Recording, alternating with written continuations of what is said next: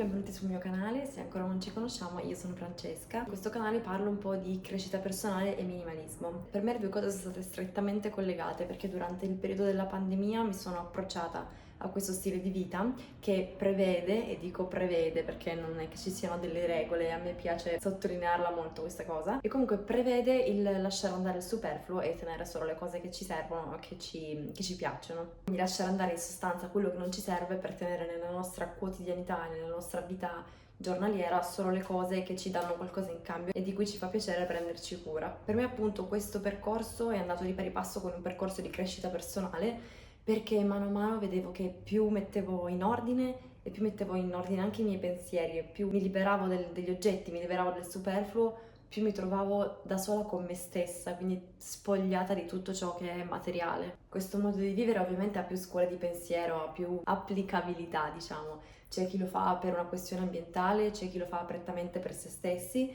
c'è chi lo fa avendo pochissime cose, quindi avendo il minimo indispensabile, oppure c'è chi lo fa semplicemente buttando i doppioni o liberandosi di qualcosa ogni tanto. E per questo mi piace sottolineare in ogni mio video e in ogni volta che parlo di questo tema il fatto che non ci siano delle regole, perché se abbiamo una collezione che ci piace tantissimo, se usiamo degli oggetti che ci danno qualcosa che ci piace usare, non dobbiamo liberarcene solo perché non rientrano in questi canoni stereotipici del minimalismo. Quindi la nostra collezione di spighe di grano e le nostre 200 tazzine da caffè collezionate negli anni possiamo tenerle tranquillamente. Se hai cliccato su questo video sicuramente hai già un po' l'idea che ti balena in mente da qualche tempo, magari di avvicinarti a questo stile di vita, oppure anche solo di saperne di più perché magari ti incuriosisce. E infatti voglio anche un po' rassicurarti perché vorrei cercare di eliminare questi stereotipi per cui i minimalisti debbano vivere in case vuote con solo il materasso e due magliette e un po' di sapone, perché non è assolutamente così se non si vuole che sia così. Il minimalismo è molto duttile, non ha delle regole, sei tu a fare le tue regole,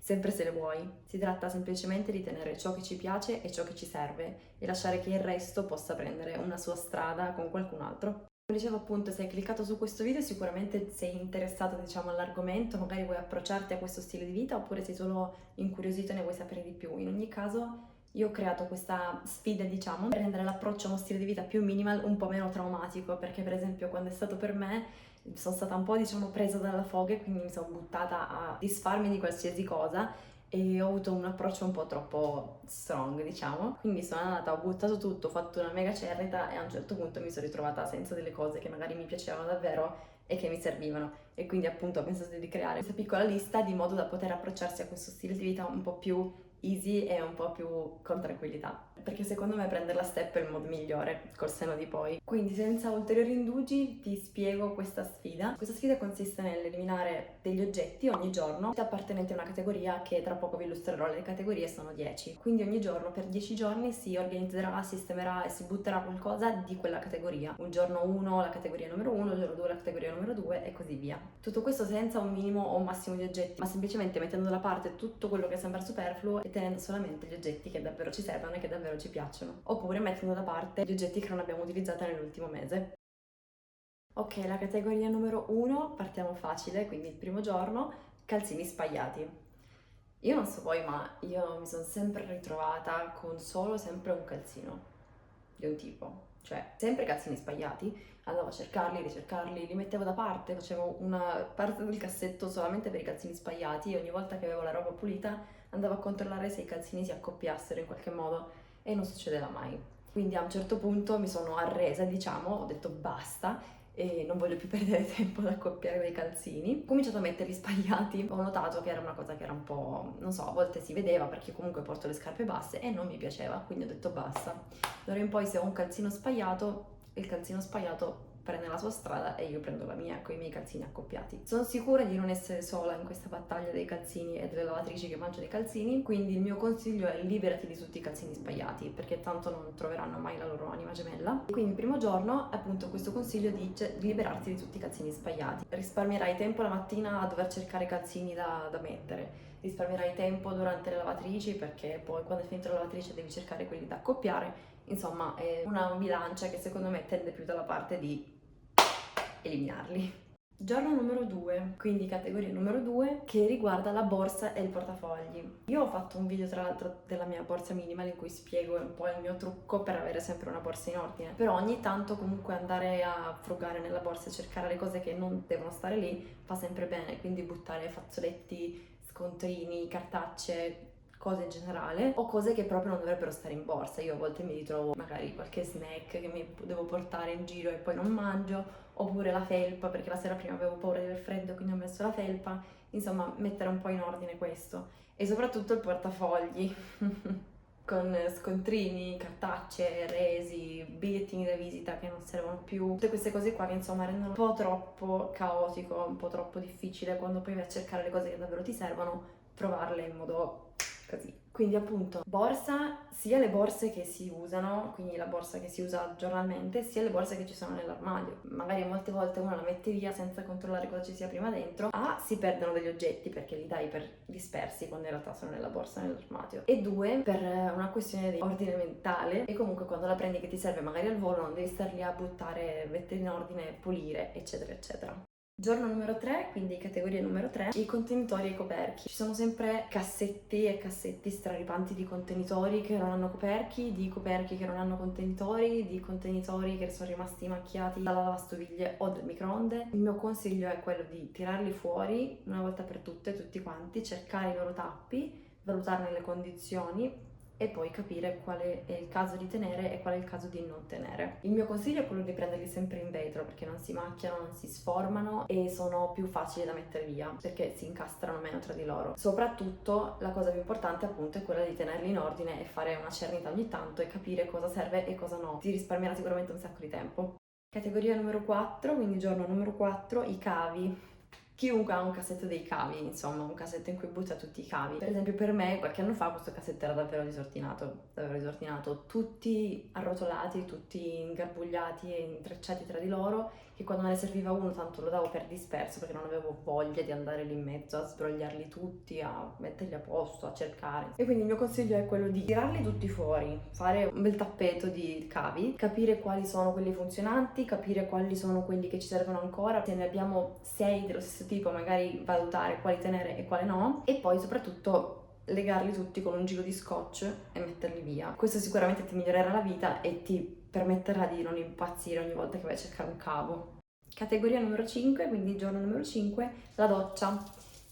Tutto quello che sta nella doccia, le spugnette, i bagnoschiuma vuoti, lo shampoo che non usi più, la maschera che non ti piace, la lametta, la spugnetta, la puliscivetro, qualsiasi cosa. Nelle docce tende sempre ad accumularsi un po' di roba, soprattutto se si ha tanto piano per riporle. E insieme alla roba si accumula anche un po' di sporco, quindi non è proprio carino. Il mio consiglio in questo caso, nel giorno numero 5, è quello di togliere tutto dalla doccia, proprio svuotarla completamente, pulirla e capire quali sono le cose che davvero stiamo usando, quindi quale bagnoschiuma stiamo usando, quale shampoo stiamo usando, quale balsamo stiamo usando, quale spugna stiamo usando e capire quali tenere nella doccia e quali tenere o di scorta oppure buttare proprio o regalare. Questo perché uno, ogni volta che ti muovi nella doccia non rischi di far cadere 200.000 cose, due, non devi sempre stare lì a cercare lo shampoo che ti serve, la maschera che ti serve e tre, è più pulita e rimane più pulita a lungo.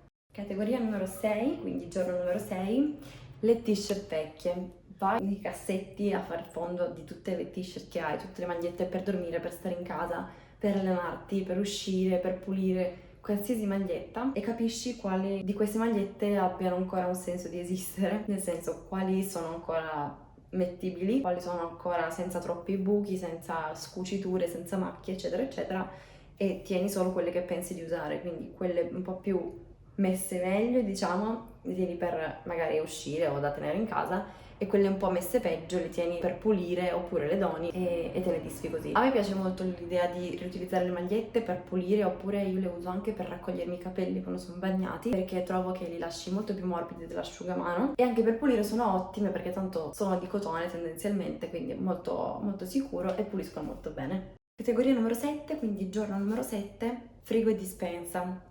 Il mio consiglio è sempre lo stesso, quello di svuotare tutto, quindi svuotare tutto il frigo, svuotare tutta la dispensa, fare una bella pulizia sia del frigo che della dispensa e capire quali sono quei cibi che non usiamo più, che non mangiamo più perché non ci piacciono, che magari sono scaduti e che quindi non ha più senso tenere e non ha più senso tenere lì a fare la buffa ulteriormente. Oppure quelli che magari non ci piacciono si possono sempre donare e disfarsene in questo modo qua, perché nelle dispense soprattutto tende sempre ad accumularsi un po' di roba vecchia, perché magari sono profonde, non riesci bene ad andare a capire che cosa c'è o cosa non c'è. Quindi il mio consiglio appunto è di pulire tutto, svuotare tutta la dispensa, tutto il frigo e capire cosa tenere e cosa no.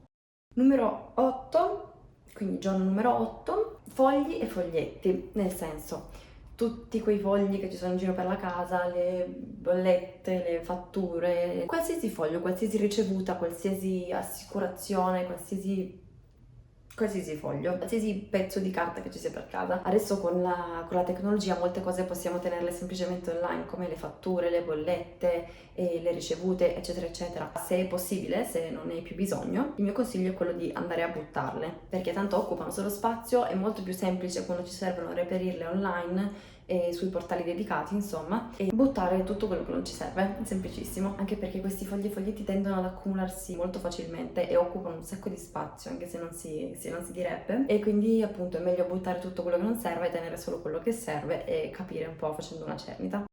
Categoria numero 9, quindi giorno numero 9, è la scrivania, se hai una scrivania o lo studio, insomma, questo. Una cosa che ogni tanto mi piace fare è quella di provare tutte le penne, tutte le matite per vedere se scrivono, perché io mi trovo sempre sommersa di penne, soprattutto quando andavo a scuola, mi trovavo sommersa di penne e non ne andava neanche una. Quando mi serviva una penna non avevo mai una penna. Quindi provo tutte le penne, tutte le matite, tutti i cancelletti, tutto quanto e do insomma una bella pulita, una bella riordinata. Quindi sempre comprendendo i fogli e foglietti di prima che sono già stati messi in ordine, metto in ordine quello che riguarda le penne, i documenti, tutto ciò che è sulla scrivania. Ci siamo a decima e ultima categoria, quindi decimo e ultimo giorno, i gingilli, i soprammobili, i portachiavi e tutte le cosine inutili che non hanno senso di esistere se non per lo scopo puramente decorativo. Capire quali ha senso che stiano lì a prendere polvere perché ci piacciono così tanto che vogliamo che prendano la polvere, oppure capire quali sono quelli che magari teniamo solo perché è la bomboniera di mio cugino di 15° grado, oppure è un ricordo di una cosa che neanche ricordi, insomma